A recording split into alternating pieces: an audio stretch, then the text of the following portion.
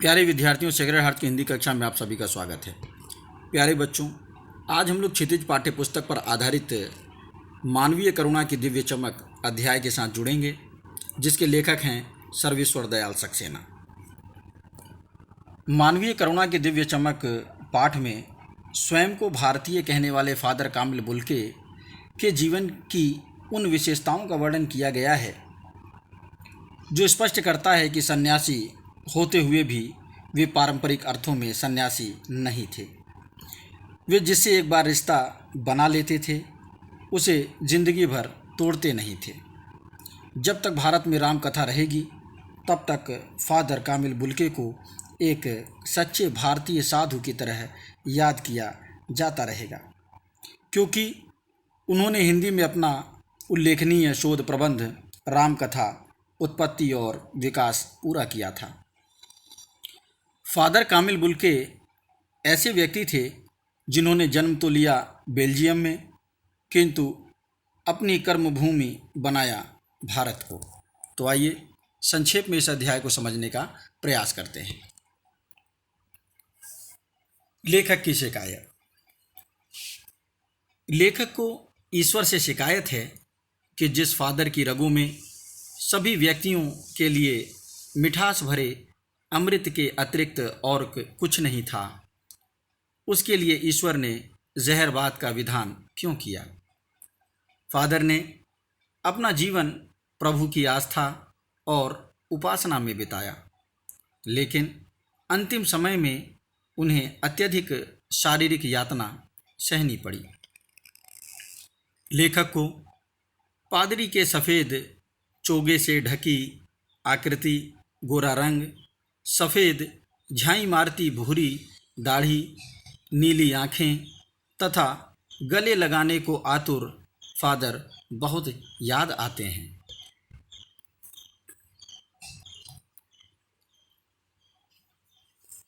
Father कामिल Bulcke और परिमल के दिन। लेखक को परिमल के वे दिन याद आते हैं जब वे सभी एक पारिवारिक रिश्ते में बंधे हुए थे, जिसके सबसे बड़े सदस्य फादर थे। जब सभी हंसी मजाक करते तो फादर उसमें निर्लिप्त शामिल रहते। गोष्ठियों में वह गंभीर बहस करते और उनकी रचनाओं पर बेबाक राय देते। लेखक तथा उसके मित्रों के घरों में किसी भी उत्सव अथवा संस्कार में वह बड़े भाई या पुरोहित की तरह खड़े होकर उन्हें आशीषों से भर देते थे। लेखक को अपने बच्चे का वह संस्कार याद आता है जब फादर ने उसके मुख में पहली बार अन्न डाला था। लेखक को उस समय उनकी नीली आँखों में तैरती हुई वात्सल्य की भावना ऐसी लगती है जैसे वह किसी ऊंचाई पर देवदार की छाया में खड़ा हो।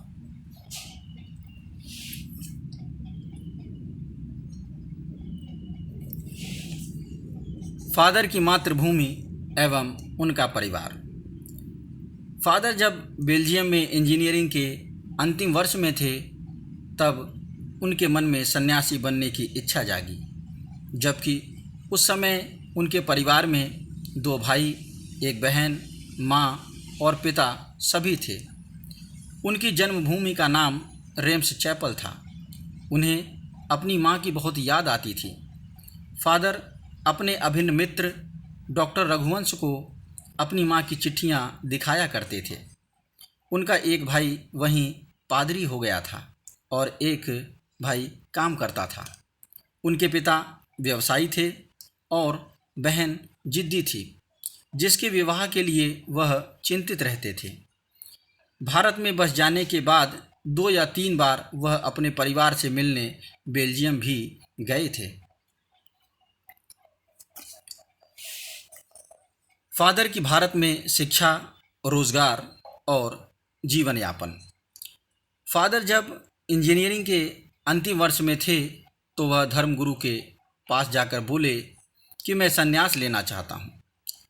संन्यास लेने से पहले उन्होंने एक शर्त रखी कि वह भारत जाएंगे। उनकी यह शर्त मान ली गई और वह भारत आ गए।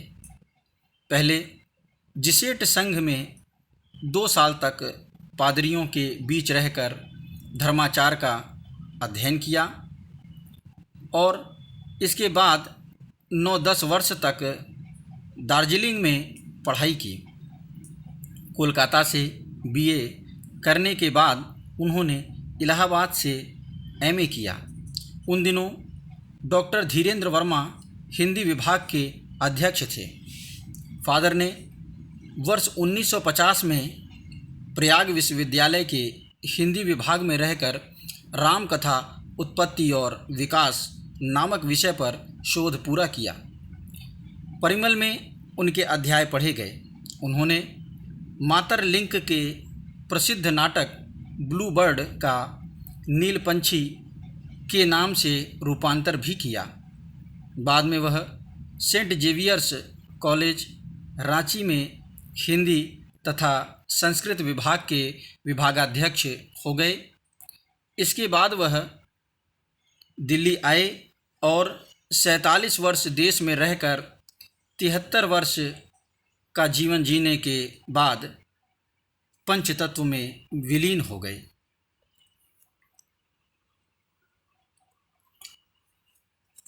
फादर का अंग्रेज़ी हिंदी शब्दकोश।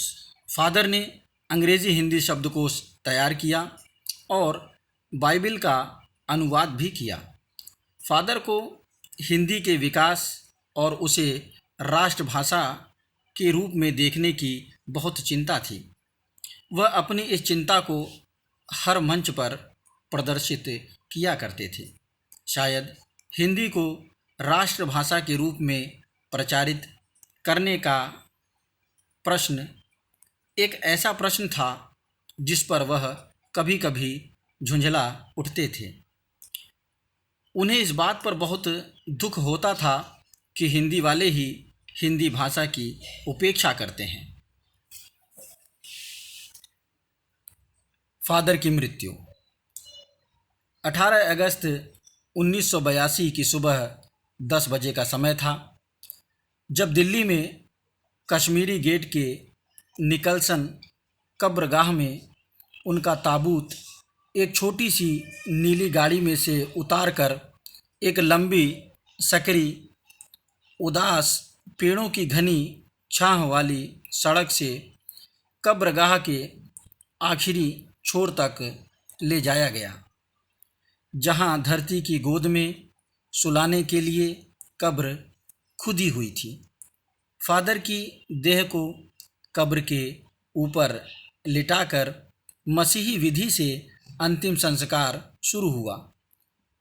वहां पर उपस्थित कई लोगों ने उन्हें श्रद्धांजलि अर्पित की, जिसमें सेंट जेवियर्स के रेक्टर फादर पास्कल ने उनके जीवन और कर्म पर श्रद्धांजलि अर्पित करते हुए कहा कि फादर बुल्के धरती में जा रहे हैं, इस धरती से ऐसे रत्न और पैदा हों।